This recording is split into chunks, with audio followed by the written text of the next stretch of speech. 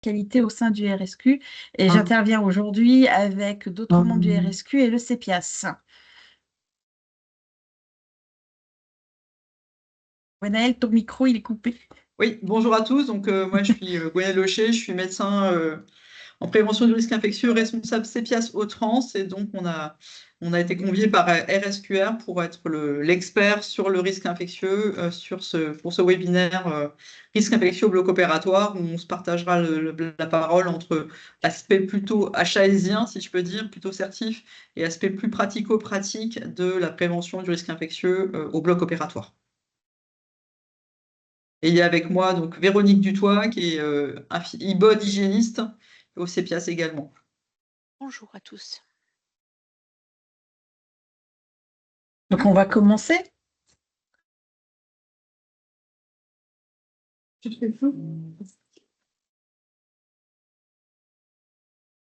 Natacha, ton micro est coupé. Alors, bon, on vous a coupé vos micros de façon à pouvoir, à ce que vous entendiez ce qu'on vous explique. Par contre, n'hésitez pas à lever la main pour poser des questions. Il y aura des temps de discussion prévus et vous avez la possibilité de poser vos questions sur le chat. Vous aurez le support par mail et un replay du webinaire également. Alors, on va démarrer. Je vais y arriver. Voilà, donc on va voir un petit peu les ISO, les attendus de la HS et les différents outils. Donc, je laisse la parole au CEPIAS. Alors effectivement, on voulait vous faire d'abord des rappels, même si la plupart d'entre vous sont au courant un petit peu de l'enjeu majeur, hein, donc des infections associées aux soins en général, hein, qui représentent quand même une quantité non négligeable de nos patients quand on fait des grandes enquêtes, avec des conséquences en termes de morbidité et de mortalité. Avec la prévention, c'est toujours la même chose, hein, ça repose sur le respect des bonnes pratiques, hein, des précautions standards et complémentaires. Et puis après, il y aura bien sûr la maîtrise des dispositifs invasifs, de tout ce qui est lié aux actes intentionnels dont on va parler justement aujourd'hui, tout ce qui est réutilisable, la vaccination des professionnels et des patients et la prévention de l'antibiorésistance. Tout ça va être absolument essentiel pour la prévention des infections associées aux soins en général. On va faire un focus ISO après. Tu peux passer à la suivante. Alors voilà les prévalences en fait, hein, qui sont ce qu'on obtient par les enquêtes nationales de prévalence qui ont lieu tous les 5 ans dans les établissements de santé. Vous voyez que les infections du site opératoire sont en 4e position par fréquence. Les infections urinaires restent en tête, mais après, donc, on a les pneumopathies, les infections du site opératoire et les bactériémies. Et avec ces quatre sites, on atteint, donc ça représente plus de 70% des infections associées aux soins. Tu peux passer à la suivante. Merci. Et donc là, effectivement, là, on vous a mis les microbes qui sont les micro-organismes qui sont retrouvés. Et donc, vous voyez que les grands champions restent quand même Staphylococcus aureus. Enfin, d'abord Escherichia coli et Staphylococcus aureus, ce qui n'est pas un hasard puisque c'est deux germes extrêmement fréquents dans les flores bactériennes des êtres humains. Et puis après, Enterococcus faecalis et le Pio qui arrive en 4e position. Tu peux passer à la suivante, pardon. Alors voilà les facteurs de risque aussi, hein. Bien sûr, les facteurs de risque sont différents, toujours issus des données de l'enquête de prévalence. Évidemment, il y a des facteurs de risque individuels, enfin, des facteurs de risque d'avoir des infections, de développer des infections. On voit que l'immunodépression donc, est en augmentation, dernière enquête de prévalence par rapport à la précédente, la présence de dispositifs invasifs, et puis donc, de sondes urinaires, de cathéters. Et vous voyez que l'âge supérieur à 65 ans et le fait d'être un homme est un facteur de risque également. Suivante. Je te passe la parole du coup. Donc, plusieurs objectifs dans le référentiel de 2025 ont attrait au risque infectieux au bloc opératoire. Nous avons le premier objectif qui est la maîtrise des risques liés aux pratiques, où dans cet objectif, nous allons parler du risque infectieux. Vous avez l'objectif 2.3, la sécurité dans les secteurs à risque majeurs qui sont aussi concernés. Le 2.4, la culture de la pertinence et de l'évaluation. Le 3.1, avec le management global de la qualité et de la sécurité des soins. L'objectif 2.1 sur la coordination des équipes pour la prise en charge du patient. L'objectif 3.2 sur la maîtrise des ressources professionnelles et des compétences et le 3.4 sur l'adaptation à des soins éco-responsables et aux innovations numériques. Et un autre objectif dans le référentiel 2025 qui parle, en tout cas dont le risque infectieux va être investigué, c'est l'information du patient. Donc, les critères pour répondre au risque infectieux par rapport à ces objectifs, je vous ai listé l'ensemble des critères, mais en fait, c'est surtout pour faire un focus sur les points où on va parler de risque infectieux. Donc, sur le 1.2, l'information du patient, bien entendu, le patient doit être informé du risque infectieux potentiel, des dispositifs médicaux qui lui sont implantés, et c'est un point important au niveau des risques infectieux. Et bien entendu, il doit avoir l'information sur les consignes de suivi pour sa prise en charge. Ça sera notamment vu dans le cadre des IQSS. Au niveau de l'objectif 2.1, la coordination des équipes pour la prise en charge du patient, bien entendu, cela correspond à toutes les coordinations qui peuvent exister entre les consultations, les soins externes, les secteurs interventionnels, bien entendu, l'accès aux informations par l'ensemble des professionnels pour la prise en charge du patient et bien entendu pour assurer sa continuité au niveau de son parcours de soins. L'objectif 2.2, la maîtrise des risques liés aux pratiques, où là nous avons le critère impératif 2.208, les équipes respectent les précautions standards d'hygiène, qui sera vu également dans le cadre des IQSS, et vous avez également tous les points sur les précautions complémentaires d'hygiène, le risque infectieux lié aux dispositifs invasifs et toutes les bonnes pratiques d'antiprophylaxie. Ensuite, vous avez l'objectif 2.3 qui est la sécurité dans les secteurs à risque majeur, où là, on demande aux équipes de maîtriser le risque, notamment infectieux liés aux équipements et aux pratiques professionnelles, et ce sera vu également dans le cadre des IQSS, mais tout ce qui est risque infectieux lié au DMI, aux dispositifs médico-invasifs, réutilisables thermosensibles, la chirurgie ambulatoire et bien entendu tout ce qui concerne la checklist du bloc opératoire avec la sécurité du patient, avec la mise en œuvre des mesures de prévention. L'objectif 2.4, la culture de la pertinence, on va demander aux équipes d'intégrer les recommandations de bonne pratique, de s'évaluer au niveau des prescriptions d'antibiotiques, sur les mesures restrictives de liberté, et là, en termes de risque infectieux, à partir du moment où on a des limitations de contact, on va devoir répondre à ces mesures de restriction de liberté, et bien entendu, le suivi des indicateurs de pratique clinique au niveau des secteurs interventionnels, et bien entendu, d'analyser tous les résultats à la disposition des établissements sur ce sujet. Au niveau du management global par la qualité et la sécurité des soins, on va demander une politique d'amélioration de la qualité et de la sécurité des soins. Donc, au niveau du risque infectieux, on rentre dans cet item et on va avoir dans l'établissement une culture qualité-sécurité en déclarant les événements indésirables et les presque incidents, donc y compris sur ce risque infectieux.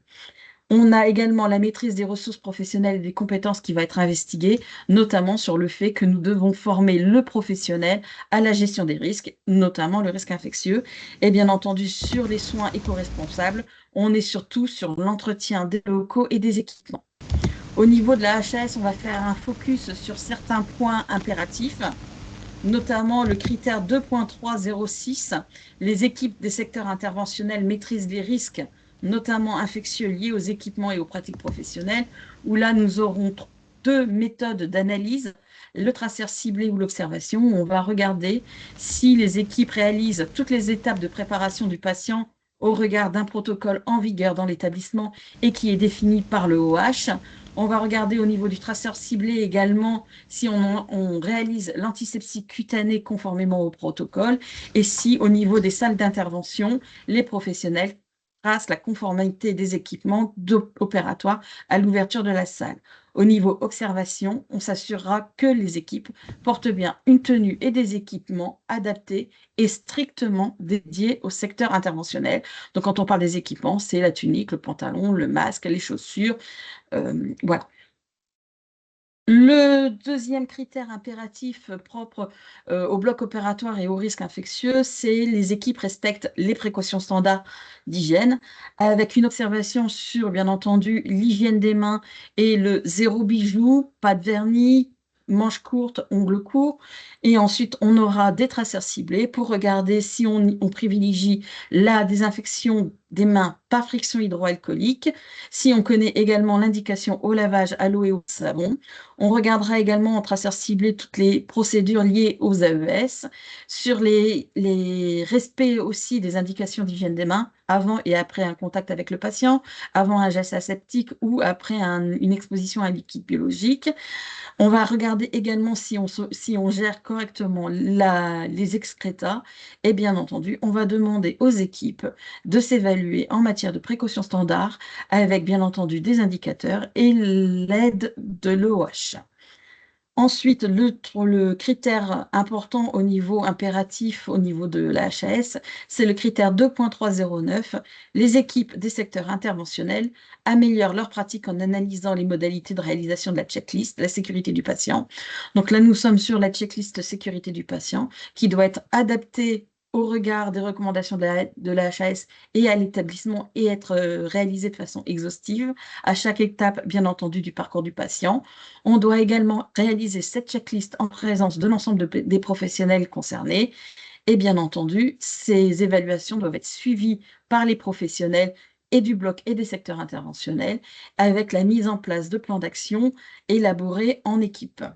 Je vous remets ici la checklist du bloc opératoire où vous avez la phase avant induction, avant intervention, après intervention, où on a quand même un focus sur le risque infectieux, avec la préparation cutanée de l'opéré, l'antibioprophylaxie et toute la partie sur les événements indésirables, ce qu'il faut déclarer et les presque incidents. La méthode du traceur ciblé, on part d'une cible, donc ici ce sera le risque infectieux au bloc opératoire, et on va aller interroger les professionnels en lien avec ce secteur, et on aura des critères qui pourront être évalués. Donc là, on ne vous a pas mis l'ensemble des critères parce que sans quoi ça serait un petit peu long, mais par exemple, si on veut investiguer l'équipe est formée aux bonnes pratiques de précaution standard et aux complémentaires d'hygiène, on aura des questions multiples. Pas multiples. passer, Natacha. On est toujours sur la checklist. Je sais pas si c'est normal que ce soit sur la checklist. Voilà. Non, mais c'est bon? Mmh. Voilà, donc on aura des questions type quelles sont les précautions standards? Quand devez-vous les mettre en œuvre? Quelles sont les précautions complémentaires quand vous devez les mettre en œuvre? Comment avez-vous été formé? Par qui et par quel support? Quand vous voulez investiguer le fait que l'équipe dispose de protocoles de préparation de l'opéré par la spécialité, les questions possibles, c'est comment connaissez-vous les modalités de préparation de l'opéré pour chaque spécialité, avec quel support? Vous avez aussi toutes les questions sur l'antibioprophylaxie et l'existence des protocoles. En avez-vous connaissance? Qui les met à jour? Combien de protocoles avez-vous? Y en a-t-il un par spécialité? Et bien entendu, il y aura des questions sur la formation du personnel sur la désinfection des équipements. Par exemple, quelle formation avez-vous reçue pour désinfecter les équipements? Quand a eu lieu la dernière formation? Autre méthode, c'est les observations. Donc là, en fait, les experts visiteurs, dès le moment où ils mettent un pied dans votre établissement, vont observer à longueur de temps ce qu'ils peuvent voir. Et donc, au niveau du risque infectieux, ils pourront s'assurer que l'équipe porte bien une coiffe, un masque à usage médical et une tenue qui est strictement dédiée au bloc opératoire. Ils vont vérifier qu'il y a bien des containers pour des objets piquants, coupants, tranchants disponibles près des soins et dont le remplissage est respecté en termes de limites. On va vérifier également si chaque patient dispose d'un dispositif d'identification et si c'est surveillé à chaque fois. Je ne sais pas pourquoi. C'est bon? Moi, j'ai plus le diapo. C'est étonnant, ça saute. Pour moi, c'est bon. Pour moi, ça va bien. Bon. Si Le bon. patient dispose donc Et pour moi. d'un moyen d'identification et est-ce que les équipements et les locaux garantissent la dignité des patients? Bien entendu, vous avez pour vous aider des fiches mémo qui ont été créées par la HAS que je vous invite à regarder parce qu'ils sont relativement complets avec en septembre 2025 l'évaluation de la chirurgie et des secteurs interventionnels. En mars 2025 est sortie l'évaluation de la maîtrise des ressources et des compétences professionnelles. En décembre 2024, l'évaluation de la prévention des infections associées aux soins. Et récemment, en juillet 2025, parce que ça devient très important au niveau du bloc du bloc et du risque infectieux, tout ce qui est évaluation de la prise en charge médicamenteuse des produits de santé et à l'intérieur intègre les VMI. Et je laisse la parole au CEPIAS. On va Il y a peut-être faire il y a une une main petite pause levée, je sais question. Tu veux pas faire une Ouais. pause? Oui, Ouais, est-ce que et je madame... pense que le diaporama défile parce que quelqu'un a dû prendre la main. Et je pense que c'est pas. Je pense qu'il y a quelqu'un qui doit passer En les fait, diapos. il y a un retard des diapos par rapport à la prise de Ouais. parole de Natacha. Ah oui. Et Natacha, ça, tout en haut, tu peux décocher. Il y a un petit truc où il est noté ne pas laisser la main. Comme ça, tu gardes la main. Alors, c'est où Alors, que tu vois ça? tout Puis en moi, je te haut. demanderai de faire passer les diapos. Donc, du coup, moi, je vais vous rentrer avec Véronique si besoin. Attention, parce qu'on voit ton. Ouais, là, on voit plus le diapo On du voit, coup, Natacha. on voit plus. On va rentrer un peu plus dans le côté pratique. Donc, l'importance vraiment de la préparation cutanée de l'opéré qui est absolument essentielle, qui fait vraiment partie des mesures qui vont être Ah, on les voit plus plus ton diapo. qui vont vraiment être les mesures les plus importantes pour la prévention des ISO, qui comprend donc la douche pré. C'était trois choses, hein. C'est la douche pré-op, l'épilosité, enfin le traitement d'épilosité avec le rasage qui est proscrit et l'antisepsie du champ opératoire avec l'importance du respect du temps de contact. Je vous ai rappelé là, c'est des petits dessins pour rappeler à quel point voilà, qu'il y a vraiment des consignes à donner aux patients pour que la douche soit faite correctement. Et puis, je vous ai mis le lien que vous aurez donc du coup sur le PowerPoint. On ne va pas l'ouvrir. C'est la vidéo qui a été faite par la mission nationale SpeakMe pour rappeler les essentiels de la douche pré-op. Juste pour vous rappeler qu'il y a un élément que nous, souvent, qui coince un peu quand on va sur le terrain, c'est qu'il n'y a pas toujours de vérification effective de la qualité de cette douche et qu'il y a souvent des mauvaises surprises avec une douche qui va être qui n'a pas été suffisamment bien réalisée et du coup ce qui ne va pas être vérifié visuellement parce que c'est pas si simple que ça de demander ça au patient et du coup on arrive au bloc et finalement la douche n'a pas été faite correctement et le patient n'est pas vraiment propre. Diapo suivante, s'il te plaît. Alors, l'antibioprophylaxie est un autre des éléments absolument essentiels de la prévention des ISO et qui a montré que voilà, quand la bonne molécule est mise, la bonne molécule est prescrite à la bonne posologie, ça a vraiment une incidence sur le taux d'ISO. Donc, vous avez un référentiel qui a changé en 2023, donc assez récemment. Donc, il faut absolument respecter pour que les protocoles de l'établissement soient bien sûr actualisés et régulièrement, la mise en œuvre est régulièrement évaluée. Et donc, elle doit être absolument débutée avant l'intervention, hein. Vous savez qu'il n'y a plus, sauf pour la banco, il n'y a plus le délai, une histoire des 30 minutes qui était sur les anciennes recos. Mais par contre, ça doit être quand même fait donc, entre 1 heure avant et le moment de l'incision, sauf pour la banco. Le principe général est vraiment la dose unique. Il y a très exceptionnellement, alors il y a parfois des augmentations de posologie pour l'obésité, mais sinon il n'y a pas de renouvellement de la dose, sauf dans des très rares cas de prolongation importante de la chirurgie. Ça, tout est dans les protocoles de la SFAR, donc il faut vraiment aller y regarder.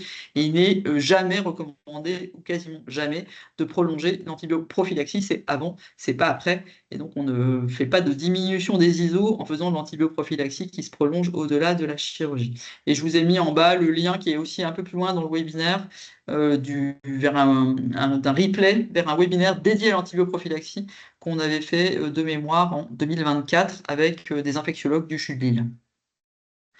Tu peux passer à la suivante.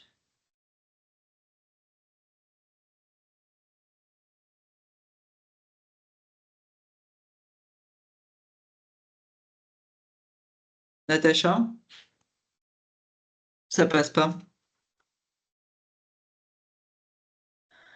Ça passe pas, je vais essayer de. Parce qu'elle est figée en plus. Ouais, elle est figée, Ouais. Natacha. Ouais. Je sais pas si moi je peux passer. Je peux pas passer. Alors, en attendant, je vais répondre. Du coup, il y a une question de Monsieur Legrand qui demande s'il y a des outils validés type checklist patient pour la douche préopératoire. Euh, je suis pas sûr qu'il y ait des checklists. Après, il existe tout un tas de documents, de flyers, d'explications. Ce qu'il faut, c'est pas oublier enfin, si possible, alors c'est pas toujours possible, hein, mais d'expliquer aussi aux patients, c'est pas le tout de lui donner un flyer, mais d'expliquer aux patients l'importance de cette douche, et que c'est une douche, oui, alors il y a beaucoup de gens qui se douchent tous les jours, mais la douche pré-op, c'est pas une douche tout à fait ordinaire, et qu'il faut vraiment soigner cette douche et que ce soit vraiment très bien fait, très soigneux, parce que c'est important pour la prévention des ISO. Alors, on sait que voilà, le temps, c'est ce qui manque le plus à l'hôpital, mais je crois pas qu'il y ait de checklist. Enfin, je sais pas si Véronique ou mesdames du Pas à RSQR, ma connaissance, pas de comme checklist, ça. mais Mais ap- après, chaque établissement peut faire aussi sa checklist en ouais. fonction de son protocole. Voilà, qu'est-ce qui est important qu'est-ce que vous voulez vérifier, Après, nous, ce qu'on a souvent constaté, c'est que, effectivement, en fait, l'information, elle est souvent un peu légère, c'est-à-dire qu'il y a bien un flyer donné, mais pas forcément d'explication orale. Et après, ce qui manque vraiment, c'est la vérification visuelle. Mais ce qui est très délicat, hein, sur le plan relationnel. Et comme il y a beaucoup d'ambulatoires, ben, la douche, elle est presque toujours faite à la maison, parfois beaucoup trop en amont de l'intervention, pas toujours bien faite, pas assez soigneuse, etc. Enfin, voilà. Par contre, on n'est pas sur la bonne diapo. Je ne sais pas si les filles, vous pouvez me remettre Ouais. la diapo. Alors, Il y avait une main levée aussi, Gwenelle. Je sais pas si oui, Madame Drault. Ouais. Je ne sais pas si vous pouvez prendre la parole ou. J'ai une petite question par rapport aux précautions respiratoires, aux précautions complémentaires respiratoires. On passe la certification fin novembre. Oui. On a travaillé sur les affiches, précautions simples, renforcées, absolues. Pour l'instant, on ne les a pas mis en place, un peu volontairement, parce que je suis en train de monter un projet de recherche avec Dassault Systèmes. Je ne sais pas si vous connaissez. Ouais, je connais oui, je connais, ça a été. Ouais. Alors, nous, notre positionnement on sait que les précautions respi sont les nouvelles, hein, sont dans le nouveau guide de l'HAS. Moi, mon positionnement, c'est que il faut pouvoir montrer aux experts que vous avez mis en route quelque chose, un travail. Mais Ouais. si ça peut vous rassurer ou pas, la grande majorité des établissements ne les ont pas encore mis en œuvre, puisqu'il y en a, la plupart n'ont pas fait leur diagnostic d'air. Et donc voilà. Et en plus, ce qu'on a nous donné comme consigne, comme conseil, c'est que là, on arrive en période hivernale. Ça y est, la grippe est déjà là, le Covid est déjà là, le VRS aussi, et que c'est peut-être pas le moment de tout modifier au dernier moment. Peut-être se donner le temps, mais par contre, apporter la preuve aux experts que vous avez mis en place, mis en route. C'est ça la qualité après tout, hein. Oui, Vous avez mis en exactement. route voilà. Exactement, mais parce qu'en fait, on a eu 2 certificats blancs par des membres qualité du groupe, du groupe Ramsay. Et je me suis fait un peu allumer et je leur ai dit non, moi, je ne vais pas mettre ça avant la certification. Là, cette semaine, on va faire des mesures dans 3 services. Hein, ça prend du temps, ça a un coût, et l'idée, c'est de bien former les soignants en leur expliquant, ben voilà, qu'est-ce qui se passe au niveau de l'extraction d'air, les masques, il va falloir les mettre parce qu'on se rend compte en fait qu'on a une mauvaise extraction d'air, donc c'est important que le patient les mette, les soignants les mettent, qu'on ferme les portes, etc., etc. Et je ne veux pas mettre comment on dit, les bœufs avant je ne sais plus quoi l'expression. La charrue avant les bœufs. Avoir une anomalie. Ben non, je dis non. Ouais. Après, honnêtement, moi je suis pas expert visiteur, donc je peux pas vous dire ce qu'ils vous diront. Mais moi, moi clairement, si vous pouvez vous montrer que vous avez entamé une démarche, oui, vous avez bien vu que les recos étaient sortis, oui, vous avez commencé à y travailler, mais pour telle et telle raison, vous avez décidé que pour le moment, ben voilà, c'était progressif, et ben, pour moi, c'est complètement défendable. Après, bien sûr, je vous garantis pas que le discours des experts ce sera celui-là, j'en sais rien. Nous, on attend qu'il y ait des remontées justement des premières personnes exposées à la visite avec ces recours, parce qu'on ne peut pas vous dire en fait, quel va être le discours. Mais pour moi, c'est un discours qualité générale, c'est-à-dire que voilà, c'est une démarche, quoi. Voilà, c'est une démarche, c'est long à faire, c'est pas si simple. Donc, j'ai envie de dire, prenons notre temps et faisons bien. Tout à fait. Vous nous raconterez la suite, du coup. Ouais, je vous dirai. Ok, merci beaucoup. Je t'en prie.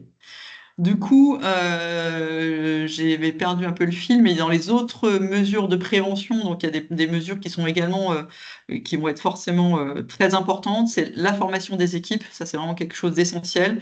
Formation initiale, bien sûr, mais la suite, puisque il va falloir maintenir le niveau de compétences et le niveau, et puis vous savez bien sûr en particulier sur l'hygiène, il faut tout le temps faire des rappels. Et puis les nouveaux arrivants, il faut vraiment particulièrement soigner leur arrivée sur tous les domaines, mais aussi sur les infections. Les protocoles doivent être régulièrement mis à jour et doivent être évidemment appliqués. Il faut évaluer régulièrement les pratiques. Et puis, il ne faut pas oublier la surveillance des infections et le signalement des événements indésirables. Alors, tout dépend du type d'événement indésirable. Vous savez que vous pouvez faire soit des signalements externes, alors par ici, dans un certain nombre de cas d'infection avérés, qui vont aller en même temps au CPIAS et à l'ARS d'ailleurs. Il y a aussi des signalements qui vont être plus si c'est des anomalies, des problèmes de fonctionnement de certaines choses. Ça peut être à l'ARS directement sans que le CPIAS soit nécessairement associé dans un premier temps. Et puis, vous avez les fiches d'événements indésirables, bien sûr, en interne. Pensez à organiser, ce sera forcément évalué, hein, qu'il y ait un système de REX, de RETEX, que vérifier que vos moyens de maîtrise, ils sont mis en place, ils fonctionnent. En tout cas, vérifier qu'ils sont vraiment mis en place.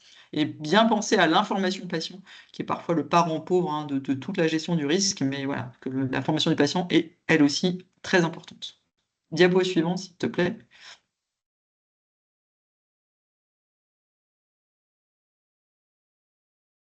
Alors là, je repasse la main à...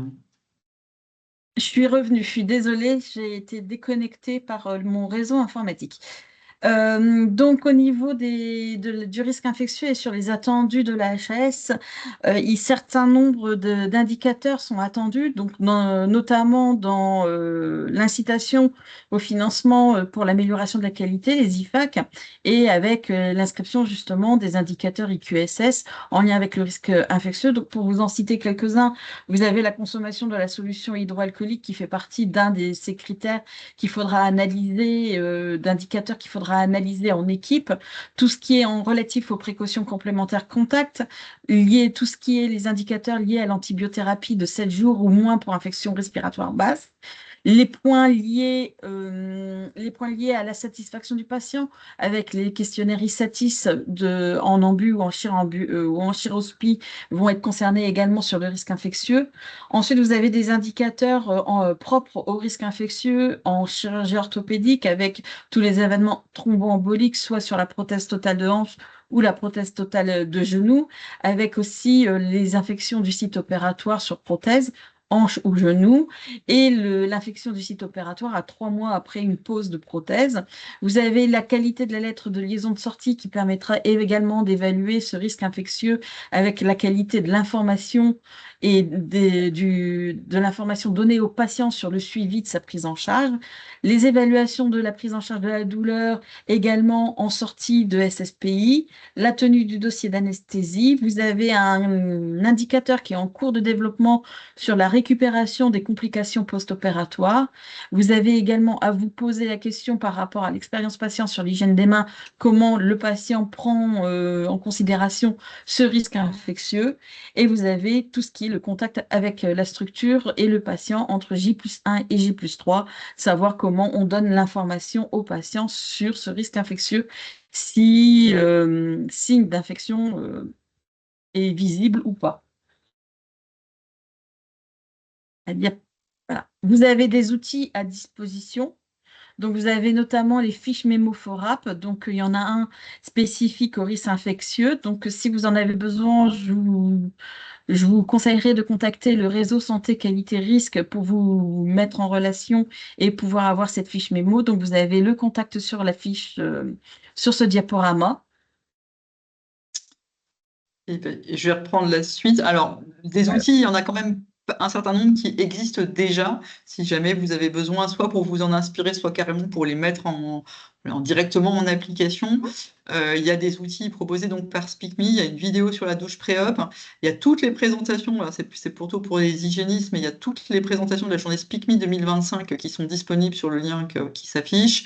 Et puis, il y a une fiche mémo préparation cutanée aussi qui est disponible sur le site SpeakMe. Et si jamais voilà, vous ne les trouvez plus ou que vous avez besoin de choses, vous pouvez aussi nous contacter, nous, au CPIAS. On peut relier les outils SpeakMe et puis d'autres outils que je vais vous exposer après. Tu peux passer à la suivante, s'il te plaît. Alors, il y a entre autres des collègues, parce que nous, hein, vous savez, en hygiène, on est très partageurs entre CPIAS parce que voilà, toujours quelqu'un qui fait un outil sympa et du coup, on relaye tous les outils, même hors mission nationale, quand ils sont chouettes. Il y a le CPIAS Pays de la Loire qui a fait 4 fiches qui s'appelle Si on parlait d'eux, qui sont des outils très visuels et très courts, hein. C'est des outils de 2 pages, un recto verso avec des petits schémas. Si on parlait du traitement d'air, si on parlait de la tenue, si on parlait du bio-nettoyage et si on parlait d'antisepsie, qui sont assez récents, ils sont tous entre qui datent des dernières années, hein, 2025, 24, 23, enfin c'est vraiment tout récent. Je vous conseille particulièrement celui sur le traitement d'air, parce qu'on a eu plein de questions sur le traitement d'air, et ben là il y a des explications assez enfin, très accessibles pour les professionnels, qui ne sont pas tous des grands spécialistes du traitement d'air, mais là il y a vraiment des explications claires, comme sur ce petit schéma qui explique pourquoi il faut respecter un certain nombre de choses pour avoir un traitement d'air qui marche en fait. Enfin, c'est pas le tout d'avoir un traitement d'air d'une CTA qui marche, mais comment on fait pour maintenir son efficacité. Et entre autres, ben, vous savez, les allers-retours, les portes qui s'ouvrent tout le temps sans raison valable. Voilà, et également après, il y a il y a d'autres choses, enfin, sur le comportement en fait en salle, parce que vous pouvez avoir une CTA parfaite, hein, avec des qualifications parfaites, mais si les portes sont ouvertes, évidemment, ça marche beaucoup moins bien. Diapo suivante. Donc là, il y a 4 documents, hein, je vous ai mis les liens. Et ça, c'est dans dans le document sur l'entretien de la salle. C'est les petites mains, c'est pour vous montrer toutes les zones, voilà, les zones qu'il faut, qu'est-ce qu'il faut nettoyer de façon plus prioritaire, encore plus renforcée. Donc en jaune, ce qui est encore plus fréquemment touché, donc il faut avoir encore plus d'attention. Vous voyez que ça avait beaucoup d'endroits à bien nettoyer. Et puis le sol et les murs, voilà, et ça va être un peu plus. C'est vraiment s'il y a des souillures entre 2 patients, et par contre systématiquement en fin de programme, mais par contre le reste évidemment est encore plus sensible. Tu peux passer à la suivante.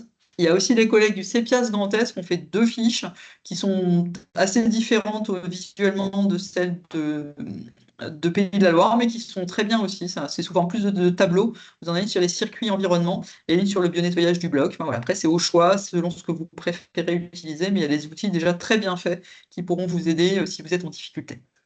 Tu peux passer à la suivante. Alors, après, bien sûr, il faut que chacun, quels que soient les outils qui existent, il faut après se les approprier et mettre en place sa propre surveillance, adaptée à son activité, à ses besoins, mais aussi à ses ressources humaines. On sait que c'est un grand sujet quand même, donc évidemment, on ne peut pas toujours tout faire, mais c'est quand même très important de mettre en place votre propre surveillance, alors que vous passiez par SpeakMe ou pas, mais en tout cas, il faut surveiller votre activité et en particulier vos infections associées, vos infections du site opératoire. Donc il faut évidemment vous évaluer en faisant une cartographie des risques, éventuellement une visite de risque. Il y a aussi des analyses de scénarios, il existe plein de choses. Donc n'hésitez pas, là encore, hein, à venir vers nous si vous êtes à la recherche d'outils pour faire votre propre évaluation. Et puis, il y a des outils, juste, il y avait la mission nationale, hein, SpeakMe, qui propose entre autres un audit prépacute, et il me semble qu'il va y avoir un audit antibioprophylaxie aussi qui va être proposé ou qui est déjà proposé, je ne sais plus, mais n'hésitez pas à suivre et à contacter SpeakMe pour être dans leur liste et recevoir toutes leurs informations, leurs webinaires, etc. La diapo suivante. Il y a bien sûr aussi le CEPIAS qui peut proposer son appui et ça fait partie de ses missions.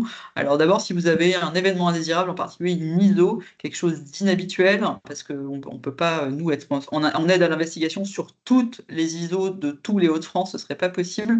Mais si vous avez vraiment un sujet qui vous tracasse, soit parce que vous en avez plus que d'habitude, soit parce que vous avez un microbe inhabituel, soit parce que vraiment il y a une situation qui vous semble pas normal, vous n'hésitez pas à nous contacter et on pourra échanger déjà en visio. Si vous avez des non-conformités, enfin voilà, vous pouvez nous contacter. On peut bien sûr venir sur site, en particulier dans le cadre d'ISO qui sont inhabituels, on peut tout à fait se déplacer si ça, pour vous aider à la poursuite de l'investigation, puis faire un peu d'observation. Et puis le cran encore au-dessus, c'est une visite de risque complète, c'est sur demande. Alors je vois que ma diapo, visiblement j'avais commencé à écrire quelque chose, mais je n'ai pas fini ma phrase. Il faut compter quand même, on ne peut pas vous faire une VDR complète en urgence. On va se déplacer s'il y a des ISO, mais si par contre vous voulez faire une visite de risque en prévision par exemple de votre certif ou d'une certif de contrôle, il faut nous le demander au moins 2 mois à l'avance. Vous voyez, il est complètement plein jusqu'en janvier. Donc, si vous voulez vraiment une VDR, pour nous, c'est très intéressant, mais c'est très chronophage. On se déplace à au moins 3 personnes et ça nous prend toute la journée. Donc, du coup, vraiment, il faut que vous réserviez à l'avance pour qu'on puisse satisfaire les demandes. On a par ailleurs, c'est Véronique qui a mis ça en place au CEPIAS, c'est pas celle qui porte ce projet avec un ingénieur qui connaît bien le sujet du traitement d'air et du risque infectieux lié à l'air au bloc opératoire. On a une formation en présentiel. Il y a eu 3 dates en 2025, mais c'est des petites jauges, hein. Il y a eu 45 personnes formées donc, en 2025 et il y a déjà 3 dates programmées en 2026. Donc n'hésitez pas, c'est des petites jauges, hein, c'est des petites quantités pour qu'il y ait beaucoup d'échanges. On accueille volontiers à la fois des hygiénistes et des gens qui sont plutôt du côté ingénieur, traitement d'air, etc., service technique. Donc voilà, n'hésitez pas, Véronique pourra en dire un mot si elle le souhaite, mais voilà, on a 3 dates programmées, 3 mars, 28 mai, 15 octobre en 2026, et c'est au CHU de Lille. Et c'est ouvert aussi pour tous les personnels du bloc opératoire. Oui, pardon, oui, c'est vrai. J'avais pas. Suivant, s'il te plaît. Je ne sais plus après ce qu'on a vu. Voilà, on arrive au bout. Après, on répondra aux questions qui nous avaient été remontées.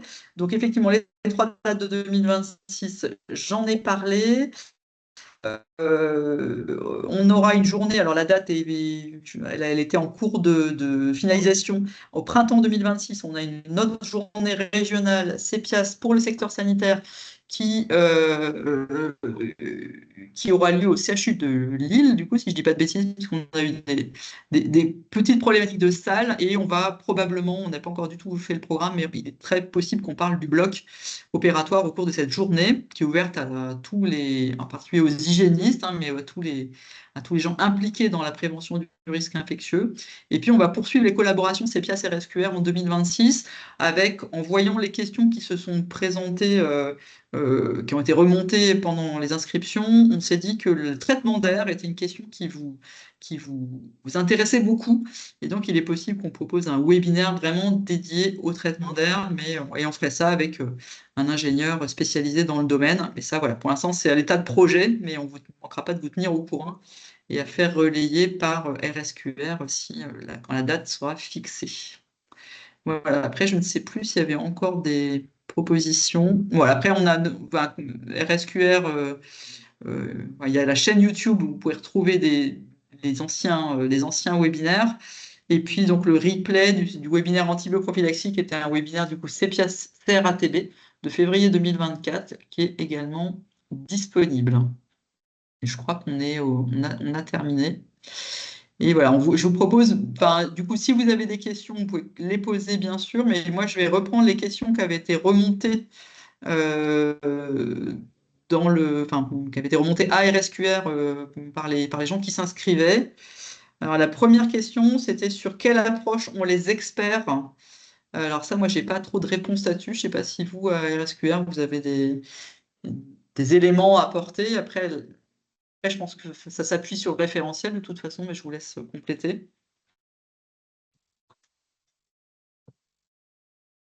Laurine, la question, c'était quelle approche des experts visiteurs, entre parenthèses périmètre, pour ce secteur interventionnel.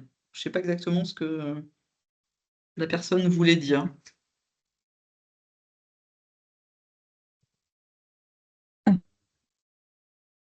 Plus du coup accès bloc ou pas forcément? La question, c'était quelle approche des experts visiteurs pour ce secteur interventionnel, donc pour le bloc, mais je ne sais pas exactement.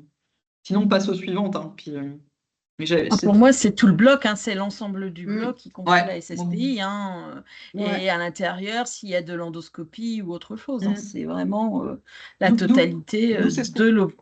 Voilà. Nous, c'est ce qu'on fait quand on vient en VDR. Hein. En général, on essaie de vraiment tout regarder. Alors nous, on n'est pas expert visiteur, hein. Nous, on vient en soutien, en appui, mais nous, on essaie vraiment de tout regarder, les circuits, l'intervention elle-même, tout ce qui est côté organisationnel, le côté charte du bloc, etc. Vraiment tous les aspects à la fois protocole, organisation, pratique, gestion du risque, bien sûr le traitement d'air. Enfin, nous, on essaie vraiment de tout voir. Et s'il y a de l'endoscopie, on regarde aussi. Ouais, bah, je pense que c'est ce que les experts font également. C'est ce qu'on voit dans les retours d'expérience des établissements qui ont passé leur visite de certif, hein. C'est ce que les experts font. Enfin, c'est vraiment la globalité de la prise en charge au bloc. En sachant que s'il y a endoscopie, généralement, il y a un traceur ciblé spécifique Ouais. endoscopie pour vraiment le vérifier. Tout à fait. Bon, nous, normalement, c'est pas tout à fait dans la VDR, mais on s'est fait un petit supplément spécial endoscopie parce qu'on a aussi, en général, quand on est dans le bloc, on en profite pour un peu y jeter un œil et leur poser quelques questions pour être complet. Après, il y avait plein Il y a de une questions. main levée, Gwenaëlle. Oui, pardon, Madame Drault. Désolée, c'est encore moi. On a eu 2 retours de certification sur AMTES Santé, là. Ils ont été intraitables au niveau de l'hygiène de l'hygiène des mains avec des mains sans bijoux, ongles très courts. Ça Il y a nous eu va bien, beaucoup. ça. Voilà, et c'est vrai que c'est une vraie problématique. Et au niveau des cystoscopes, enfin la prise en charge des endoscopes, il faut absolument que tout le monde ait une formation par un organisme extérieur. Ça, là-dessus, ils sont intraitables. Il ne faut absolument pas de formation par compagnonnage. Ouais, Oui, ça, bah, c'est ce qu'on avait dit, oui. C'est ce qu'on avait nous, dit déjà au c'est ce dernier, ouais, c'est ce au qu'on dernier porte aussi webinaire. comme discours et il faut vraiment s'appuyer sur le guide formation qui a été fait par le groupe des infirmiers en endoscopie là, et la SFED. En tout cas, ça c'était pour l'endoscopie digestive, mais c'est applicable. C'est vraiment une recommandation d'avoir de la formation extrêmement rigoureuse par des organismes extérieurs, en tout cas accrédités, et de la formation régulière aussi. Parce que nous, de C'est temps ça, en temps, j'allais quand le on va dire. sur le terrain, on a des gens qui n'ont rien fait depuis 20 ans, quoi. Et C'est qui même, ça va même Exactement. jusqu'à l'habilitation des Voilà. professionnels, avec un livret de validation des acquis et vraiment un suivi avec une formation qui a fait ses preuves. Du tutorat, que du tutorat, ça ne marche plus. Ça va être reproché. Il faut une formation vraiment détaillée et reconnue. Et je Et sur dirais que le ça va être reproché ça va être reproché, mais très justement, quoi, parce que, enfin, nous, on voit bien que quand les gens sont pas formés régulièrement et habilités, ben, ils perdent, enfin, ouais, ils ont pas le bon niveau pour avoir vraiment une vraie gestion, une vraie prévention du risque infectieux sur l'endoscopie, hein. Le risque infectieux et l'endoscopie est très largement sous-estimé, en fait, par un certain nombre Et d'équipes. il faut être très attentif aussi à tout ce qui est nouveau dispositif. Un nouvel endoscope qui arrive, il faut organiser une session de formation avec le commercial, éventuellement un technicien, mais pour que tous les professionnels sachent vraiment s'approprier les recommandations de nettoyage du nouvel appareil. On va passer à la suivante parce que j'en ai quand même beaucoup. Tout ce qui est questions techniques liées à l'air, je ne vais pas rentrer dans les détails parce que ce n'était pas le sujet de ce webinaire d'aujourd'hui. Je vous renvoie déjà vers la formation qu'on propose. Bon, si tout le monde veut s'inscrire, ça ne rentrera pas parce que vous êtes 102 connectés et on n'a que 45 places sur toute l'année. Mais voilà, voilà, vous pouvez déjà vous tourner vers ça. Et puis voilà, on a bien vu que c'était une question tout à fait centrale dans les questions qui étaient remontées. Donc ça nous fait penser qu'il va falloir en tout cas, on pourrait tout à fait proposer un webinaire dédié à ce sujet dans les mois qui viennent. Mais je ne vais pas aller plus loin et rentrer plus dans le détail. Sauf si tu veux rajouter quelque chose, Véronique. Je voulais surtout rassurer par rapport à la température et à l'hygrométrie, hein, parce que c'est souvent les questions qui se posent. Ce sont plus des paramètres de confort qui ne sont pas forcément. L'hygrométrie n'est plus reprise dans la norme NFS 351. On garde une fourchette de température, mais c'est plus par rapport aux conditions de confort et pour éviter le refroidissement des patients qui peut avoir un impact sur le risque infectieux. Mais c'est surtout avec une fourchette de tolérance et savoir que la norme est en cours de révision et que peut-être ça sera réinclus. Ça, on ne peut pas encore savoir. Mais après, sur le détail de la qualité de l'air au bloc, on ne va pas rentrer dans le détail parce que ça nous emmènerait beaucoup trop loin. Mais vous pouvez tout trouver dans les référentiels, hein. Il n'y a pas de. Enfin, ouais, vous trouverez des réponses. Et puis après, on a bien noté que c'était un sujet d'intérêt pour un certain nombre de participants à ce webinaire. Après, on avait une question sur l'impact du port de la tenue du bloc, enfin, l'impact des mauvaises pratiques de tenue de bloc sur le taux d'infection. Alors, on a peu de données, parce qu'évidemment, il n'y a pas eu d'études randomisées en double aveugle pour voir si on met bien sa tenue ou pas bien sa tenue, si on a des différences d'impact. Et puis, comme vous le savez, l'infection du site opératoire, comme toutes les IAS, c'est plurifactoriel. Donc, on n'arriverait pas à faire la preuve que c'est juste le non-changement, enfin, le fait de ne pas se changer en sortant qui a une influence. Néanmoins, c'est les recommandations de bonne pratique. Il y a des choses qui sont quand même du bon sens. On ne va pas au self avec ça, en sortant du bloc avec la même tenue sans s'être changé et sans avoir. Je crois qu'on a un certain nombre ici à avoir des anecdotes, pas piquer des verres quand même sur ce qu'on peut voir dans les établissements. Et d'une façon générale, alors vous avez des données qui pourront vous intéresser dans le guide SFAR SF2H sur la tenue au bloc. Et après, moi je rappelle souvent que quand il n'y a pas d'obligation réglementaire, les mauvaises pratiques peuvent être opposables en cas de litige. Ne jamais, voilà, même si c'est pas, on ne devrait pas en arriver là pour obtenir des bonnes pratiques, mais n'oubliez pas quand même l'aspect litige. Ça peut être un levier quand même pour rappeler aux gens que ça. Et après, le rôle de la tenue sur les ISO, ça, moi, j'ai pas de données précises. Et ce qui est assez fou, juste vous rappeler que le bloc, c'est un sanctuaire avec un traitement d'air et que si on rentre quand on vient de l'extérieur, ben, on apporte avec soi ces microbes, on va perturber à la fois sur le plan microbiologique et particulaire. Et c'est bien pour ça qu'on ne se balade pas au bloc en tenue de ville et qu'on se change en arrivant et inversement, on se change quand on doit sortir. Donc tout ce qui est après sur l'histoire sur la salle de réveil où il y a du personnel en bleu et en blanc. Ça va quand même beaucoup dépendre de la géographie, de comment vos locaux sont organisés. Il y a des choses des fois qui sont plus compliquées à organiser selon comment vos locaux ils sont faits. Je ne sais pas si tu veux intervenir, toi, Véronique, là-dessus. La question c'était, que pensez-vous d'une salle de réveil se trouvant au bout du bloc et qui est partagée entre du personnel en tenue bleue et du personnel en tenue blanche? Bah, en fait, c'est surtout, par rapport, à la gestion, des pressions et du circuit, hein, parce que l'objectif, c'est toujours de garder, et de maintenir le concept de l'asepsie progressive. Donc, la salle de réveil est en quelque sorte un sas, de transfert entre l'extérieur et l'intérieur du bloc. Donc, après, que les personnels soient en tenue blanche ou en tenue bleue, je vais dire, c'est surtout par rapport, à l'exigence et puis au respect, des circuits à l'intérieur du bloc, hein. Si, des personnes vont à l'extérieur avec leur tenue, ben, il faut qu'ils se changent pour aller à l'intérieur. Donc, c'est toujours, une question d'organisation et c'est pour ça qu'en fait, il est recommandé de faire des procédures et de bien toujours, bien, rédiger et écrire, noir sur blanc, ce qui est autorisé et ce qui est, non recommandé. Merci. Après, il y avait une question sur les filtres sur les auges en fonction de si on était intégralement en friction chirurgicale. Alors là encore, comment dire, je ne peux pas vous dire oui ou non de façon aussi formelle. Si votre qualité d'eau elle n'est pas maîtrisée, ben faut laisser des filtres, hein.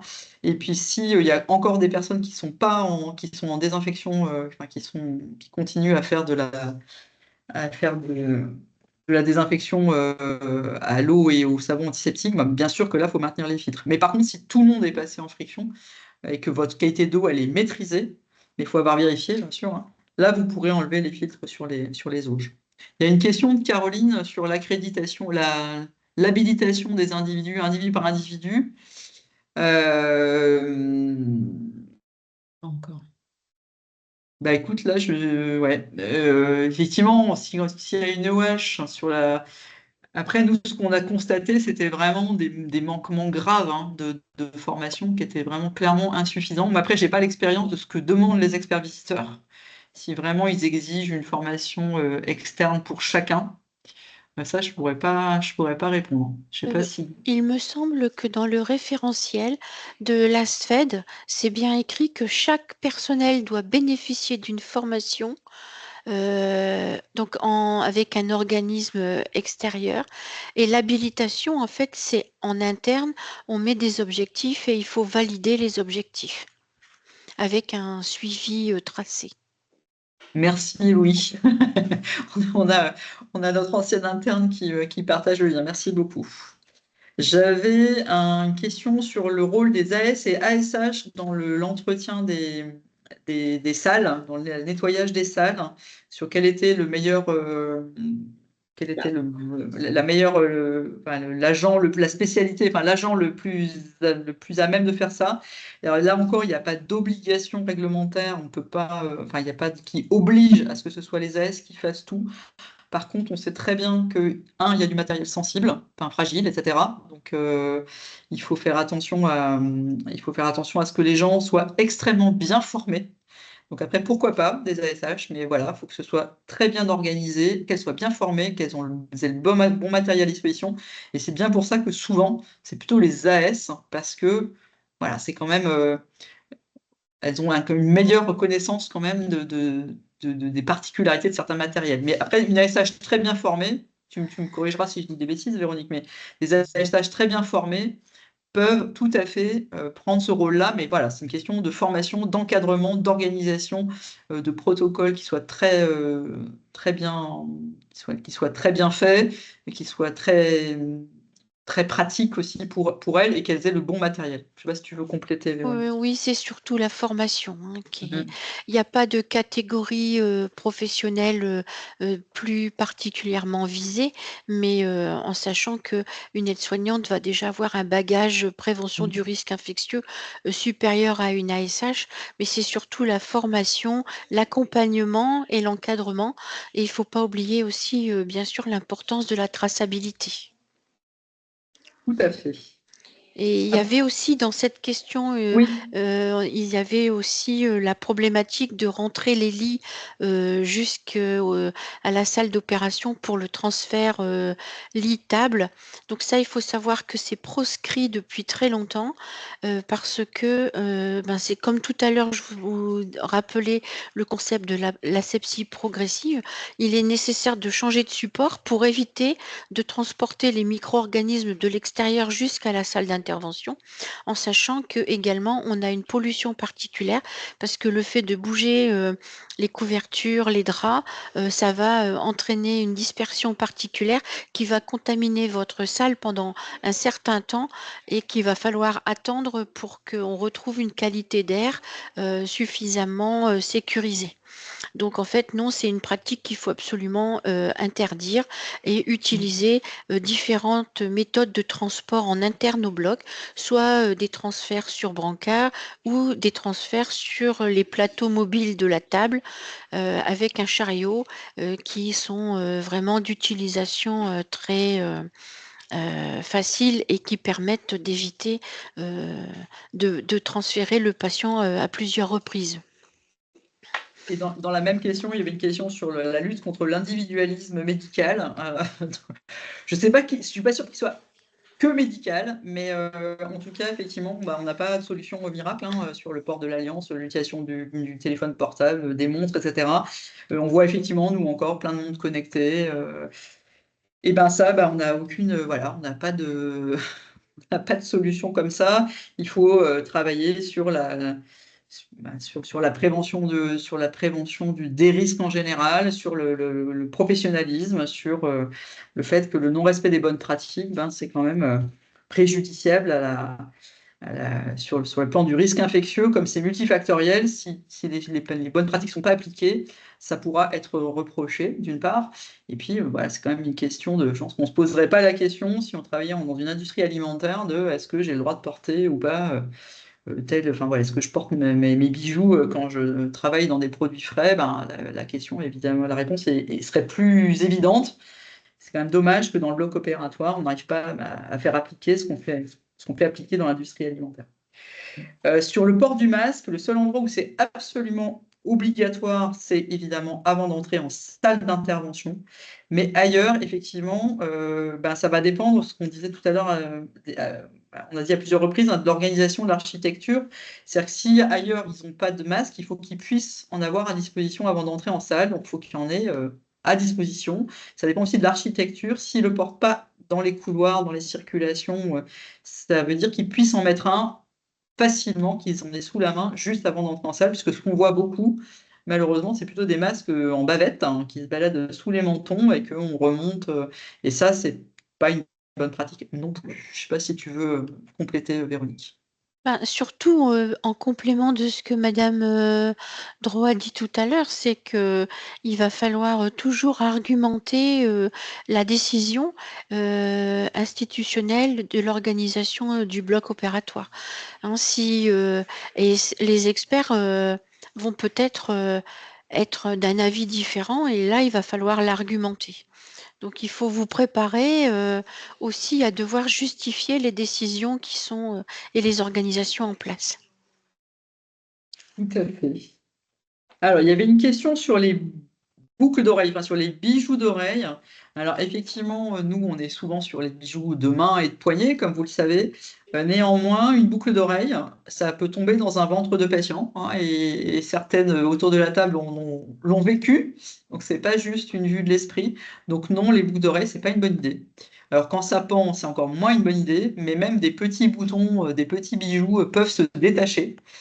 Surtout que voilà, on est quand même. Enfin, il y a des choses sur la tête, etc., plus ou moins qui peuvent venir frotter et hop, faire tomber et ce serait quand même extrêmement embêtant. Donc, non, la recommandation serait plutôt aucun bijou, en tout cas, pas sur les oreilles. Alors, après, je ne sais pas si sur les bijoux autour du cou, s'il y a des. Mais globalement, vaut mieux rien du tout. Je ne sais pas si Véronique, tu veux. Excusez-moi, j'ai dû couper, donc j'ai pas trop suivi.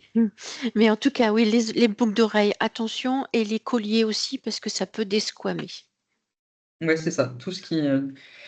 Éviter tout bijou, puisque ça va augmenter la dispersion particulière.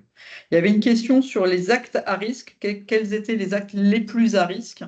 Alors, bien sûr, il y a des chirurgies plus à risque que d'autres parce qu'elles sont soit parce que c'est de la chirurgie ultra propre, soit parce que c'est de la chirurgie ultra lourde, ultra longue, etc. Néanmoins, il y a toujours un risque, même sur des interventions plus courtes. Et donc, il faut qu'il soit maîtrisé de toute façon pour toute intervention. Et on vous a donné normalement toutes les pistes là pour gérer le risque infectieux, mais il y a un risque. À partir du moment où on a de l'interventionnel, le risque infectieux fait partie des risques. Et on ne peut pas dire qu'il n'y a jamais aucun risque infectieux sur certains actes. Il y a toujours un risque qui est effectivement différent d'un acte à l'autre, mais aussi d'un patient à un autre, puisque effectivement les facteurs individuels du patient vont aussi entrer en ligne de compte. Et puis il y avait une question, la fréquence des fautes d'asepsie. Alors ça, moi, j'ai aucune idée. J'ai pas si j'ai un avis. En fait, les fautes d'asepsie, peut y en avoir, mais voilà, leur fréquence. Vont vraiment dépendre de la formation des professionnels, de la bonne gestion globalement du bloc opératoire. On va aussi dans des endroits où il y a vraiment un excellent respect de l'asepsie. Donc ça, voilà, vraiment, vous avez tous les éléments avec tout ce qu'on vous a donné pour mettre en place ce qu'il faut pour qu'il y ait le moins possible de mauvais comportements, de fautes d'asepsie, etc. Mais je ne sais pas quel était le sens de la question plus précisément, mais la fréquence des fautes d'asepsie, ça dépend de plein de choses. Et alors après, la dernière question, c'était les exemples d'éléments de preuve pour la visite de certification sur ce critère impératif. Ça, c'était dans nos. Tout a été listé, il me semble, par RSQR sur ce qui pouvait être demandé par les experts. Donc ça, moi, je ne sais pas, je leur laisse la main. Ils demanderont la charte de bloc, ils demanderont tous les protocoles, les procédures d'antibioprophylaxie, les indicateurs, le suivi des indicateurs, les réunions d'équipe, le plan d'action réalisé en équipe. Après, au niveau de l'endoscopie, ils vont demander les supports de formation, la traçabilité des formations, les habilitations, les plannings pour s'assurer que c'est bien des gens habilités qui sont sur le bloc endoscopie. Donc, en fait, tout ce qui va pouvoir justifier tout ce qu'on vous a dit depuis le début du webinaire, en fait. Les feuilles de traçabilité aussi, d'avoir vos feuilles de traçabilité à disposition, parce qu'ils vont vous demander la traçabilité de la dernière année ou des 6 derniers mois. Enfin, voilà, il y a plein de... Sur l'entretien des réfrigérateurs, notamment, hein, les températures des réfrigérateurs aussi, ça, c'est vraiment quelque chose qui est recherché, avec le respect de la procédure si vous êtes hors température. Oui, enfin... Les ports des gants au bon moment, surtout. Hein, c'est surtout ça. Je pense qu'après, ils vont essayer de tout voir à la fois en Oui, suivant entre l'observation, les questions, les, et ils vont essayer de tout croiser, en fait. Hein. C'est vraiment le principe de la visite de certif, en fait, c'est que ils vont tout. Et nous, alors sans aller aussi loin, puis on n'a pas tout à fait les mêmes enjeux, évidemment, puisque nous, quand on vient, c'est en accompagnement, mais c'est aussi ce qu'on fait. Hein. On se déplace à plusieurs et on va croiser nos informations à la fois d'observation, de ce qu'il y a dans les protocoles et de ce qu'on voit. Alors, on va pas demander forcément toute la traça, mais oui, évidemment, on va essayer de tout balayer pour avoir quelque chose d'assez complet, qu'il y ait une photographie assez précise de ce qui va bien et ce qui va moins bien dans le bloc opératoire. Et Dans le nouveau voilà. référentiel aussi de septembre, on a aussi tout ce qui tourne autour des AES. Hein, donc, Ouais. voilà. Donc, On n'oubliez pas. nous, on demande aussi, hein, toujours, hein, ça fait partie. Voilà, on va regarder où est la fiche, est-ce qu'elle est au bon endroit. Enfin, et après, donc, comme on a l'habitude et qu'on va aussi voir ce que vous ne voyez plus. Et je pense que les experts, c'est peut-être aussi pareil, parce que quand on vient de l'extérieur, on voit des choses qui, peut-être pour vous, pour l'établissement, ne posent plus de problème, parce qu'en fait, vous êtes dedans tout le temps et que vous ne le voyez plus. Mais nous, on va vous dire, non, cette fiche AES, elle n'est pas du tout au bon endroit, elle est dans un coin, on ne la voit pas. Où est le protocole? Est-ce que les gens peuvent le trouver facilement? Enfin, voilà, ça aussi, ça fait partie de. On va vraiment essayer de tout regarder. Et les experts, je pense qu'ils savent ça, mais encore en plus, évidemment, encore plus approfondi, ils vont encore plus aller dans les coins, quoi. Alors, les habitations professionnelles, je crois que Louis a répondu. Concernant Oui, l'entretien des murs, c'était comment par faire rapport à la demande de qui était responsable par de rapport à l'habitation? l'habilitation et Louis a répondu avec les arguments de la SFED. Ouais. Et par contre, on a une question sur l'entretien des murs. Peinture non étanche. La peinture peut être étanche, en fait. Hein, enfin, étanche, peut être. Et jusqu'à quelle hauteur faut-il le faire quotidiennement? Merci. Alors, si je peux répondre, si vous Vas-y. voulez. Donc déjà, il faut savoir que dans les blocs opératoires, il y a des recommandations d'équipement et qu'en fait, il y a des revêtements muraux spécifiques et il y a des normes à respecter. Donc, il faut que ce soit quand même relativement étanche et assez solide pour supporter la désinfection. Et la question de hauteur, c'est au quotidien, on fait à hauteur d'homme et une fois par semaine, vous pouvez faire l'ensemble des murs, sauf si éventuellement il y a des souillures. Là, il faut faire en fin de programme. Mais en fin de programme au quotidien, on peut faire l'objectif, en fait, c'est de désinfecter tout ce qui a été susceptiblement contaminé dans l'activité de la journée. Donc, comme en général, on ne grimpe pas sur un escabeau pour toucher le mur, sauf projection, il n'y a Ouais, pas sauf, besoin d'aller. Par contre, il faut être très attentif et c'est la photo, le dépliant que Madame Locher vous a présenté tout à l'heure, c'est surtout insister sur tout ce qui a été manipulé pendant la prise en charge du patient et ne pas oublier des dispositifs qu'on aurait mis sur le côté parce que pas utilisés jusqu'au bout du programme, une colonne Célio, un ampli. Enfin, c'est ce genre de choses qui peut après être un vecteur de transmission croisée. Voilà. on a vu toutes Mais les c'est vrai que questions. Pour ajouter aussi les peintures, hein, les peintures abîmées, ça, ils n'aiment pas trop. Hein, ça, en général. Tout ce qui est, Et ça fait partie, ouais, voilà. mais nous, on a déjà, enfin, tout ce que vous avez comme le bois, enfin, c'est proscrit, les trucs qui s'écaillent, Les murs abîmés les avec des coups tableaux, et des poussières les de murs plâtre, abîmés, ça. voilà, ça, c'est pas possible. Et après, si vous avez des tables opératoires très anciennes avec des accros et tout ça, c'est sûr, ça va être passe tout de plus. suite vu et ça saute aux yeux, quoi. Enfin, nous, ça, c'est des trucs. Enfin, il n'y a pas besoin. On met les pieds dans un bloc, c'est un truc qu'on le voit tout de suite, quoi. Et ça va forcément être mis tout de suite. Ils vont mettre le doigt dessus immédiatement. C'est comme sur, je sais pas, si vous avez un bloc avec un accès non sécurisé, etc. Ça, c'est des choses, on s'en rend compte à l'instant même où on rentre où on a un accès. Donc, il y a des choses, il faut vraiment penser à tout ça. Et modifier autant que faire se peut. Alors oui, mais après, on est bien conscient qu'on peut pas. Vous pouvez pas tous refaire vos blocs à neuf comme ça, mais au moins essayer de corriger ce qui peut l'être et montrer aussi que vous avez mis en place des mesures correctrices, et avoir fait votre diagnostic et avoir mis en place des mesures correctrices. Je pense, enfin, je sais pas si vous pourrez, mais ils seront quand même plus sensibles si vous avez mis en place des choses plutôt que si vous avez l'air de découvrir en même temps qu'eux qu'il y a des trucs complètement qui sont vraiment pas normaux, quoi. Je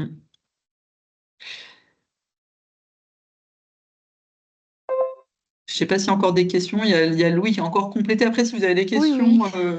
il y a Louis qui a encore complété. Donc, l'habilitation au traitement des endoscopes concerne les AS qui agissent dans ce domaine sous la responsabilité de l'IDE, endoscopie. Après, cette formation initiale, les compétences doivent être évaluées régulièrement, renouvelées par des actions de formation continue en endoscopie qui peut être valide le développement continu des professionnels. C'est ça, complètement. Donc, effectivement, c'est quand même. Donc, non, a priori, chaque agent doit être formé, doit continuer à avoir une formation au fil de l'eau, quoi. Je ne sais pas s'il précise à quel rythme il faut reformer les gens. Il me semble pas, je l'ai sous les yeux et je n'ai pas l'impression que c'est noté. N'hésitez pas à aller voir ce document parce qu'il est quand même extrêmement aidant et très précis sur l'importance de la formation.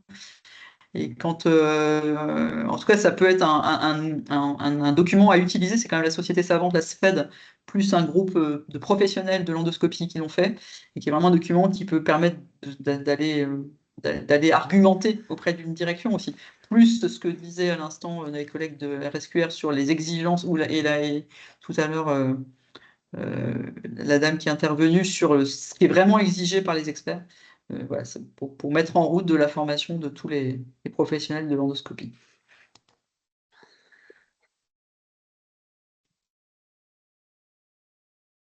Bah écoute ça, Caroline, je sais pas. Est-ce qu'il faut absolument un organisme extérieur ou pas? Si. Parce qu'elle dit après, je sais pas si c'est marqué clairement dans ce document, mais tu vois, apparemment, c'est ce qui est demandé par l'HAS, donc par les experts. En tout cas, par le commercial, enfin par la société. Ouais, ça, c'est important. Ils veulent pas du tout de compagnonnage ou de formation interne. Ouais, après, si tu as des très bons hygiénistes, tu vois, c'est peut-être. Ouais, mais je crois que non, ils veulent vraiment une formation. Je recherche aussi le. Ah oui, j'imagine, Caroline. Ouais. Non, mais c'est parce que Caroline, elle insiste, parce qu'effectivement, s'ils sont obligés de recourir à des externes, c'est pas la même organisation et pas les mêmes coûts non plus. Donc, Après, il y a des organismes qui proposent aussi des formations sur site. Ça permet de former plusieurs personnes en même temps. C'est ça, oui, ils viennent sur site. Le commercial vient sur site, il prend son endoscope et il forme en même temps. Mais même les organismes de formation reconnus, des organismes comme Germande ou Eurofins proposent des formations groupées sur site. Oui, ils viennent directement sur site. Les fournisseurs, ceux qui vous fournissent les endoscopes, ont une obligation légale et réglementaire de former les utilisateurs. Oui, mais ça restera toujours de la formation commerciale. La qualité de la formation, je pense qu'avec un organisme certifié, c'est beaucoup plus pertinent que d'écouter que le commercial. Ouais. Après, je C'est pense mon que expérience personnelle. Ah ouais. Ah oui, que moi j'avais été Oui, formée on est bien par, d'accord. moi j'avais été très bien formée, hein, franchement, c'était. Caroline, ce qu'on te propose, c'est de peut-être de contacter les collègues de Tourcoing, puisque visiblement, ils ont, enfin, de faire des retours d'expérience peut-être entre vous, parce que nous, on n'a pas le côté vraiment ni expert, enfin, ni ce que les experts ont demandé, et après, voilà, selon vos expériences respectives, peut-être voir entre vous, et je pense que c'est un sujet, ce sera un sujet intéressant pour une prochaine journée Sépia, ça aussi. Est-ce que vous avez encore des questions? Parce qu'on on a largement dépassé le temps, mais voilà, on reste à. Si vous avez des questions et si vous avez des regrets dans les jours qui viennent, vous pouvez toujours nous recontacter. Tous les liens, normalement, sont dans le diaporama que vous aurez. Et donc, n'hésitez pas à les consulter. Et puis, je crois qu'on a fait le tour. Si vous n'avez pas d'autres questions, on va vous remercier. Et puis, vous souhaiter une bonne après-midi. Merci à tous. Merci à tous, bon après-midi. Merci Merci. bien. Au revoir. Bon après-midi. Au revoir, bon après-midi.